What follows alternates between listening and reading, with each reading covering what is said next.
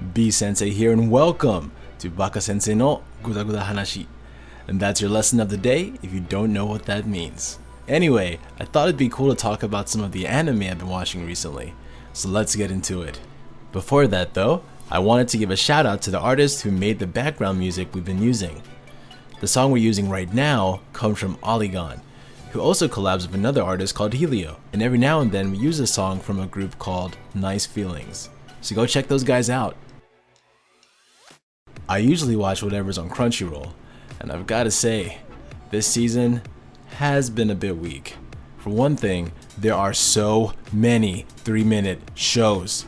It's like half the catalog on Crunchyroll this season. Now don't get me wrong, I still enjoy shows like Komori-san, Detective KZ, and even Hackadol the animation, but I really wish they were longer.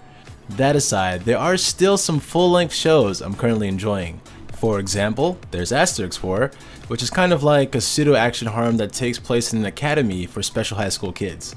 It's adapted from a light novel series.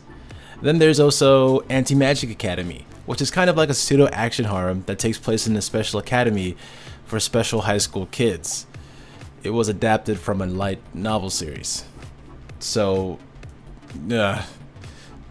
okay, so I don't know how this happened. I get anime tropes, okay? I get that a lot of shows follow similar plot standards. But how did this happen? How did this happen in the same season? How are both main characters mild-mannered, sword-wielding prodigies trained from their family dojo? How are both main heroines powerful, hard-headed personality types of a soft side that gets revealed 2 episodes in? And how are both plots heavily hinting that the greatest evil is probably within the academy itself? Despite these similarities, they're both fun to watch. Neither of them are game-changing per se, but Asterix 4 really does have some great fight scenes, and Anti-Magic Academy has a good enough sense of humor to keep me watching. But it does make me think, isn't it my fault that these standard tropes are still running? Now, I don't mean my fault, but as the consumer, if this is what I respond to, I can't really blame anyone for these generic storylines. Because apparently all I want to see is the accidental, oh no, I forgot to knock the door, oh, you're taking a shower in the door, oh my god, I saw you naked, no. See, because, for example, one show I haven't talked about on Crunchyroll this season is Young Blackjack. Now, I love Young Blackjack. The production is solid, it's basically in its own unique genre, it pulls from real-world historical events that keep you engaged, and it's an awesome prologue to an old classic anime of the same name, Blackjack. And that gets younger generation anime fans like me interested in some of the classic stuff. See, but here's the thing.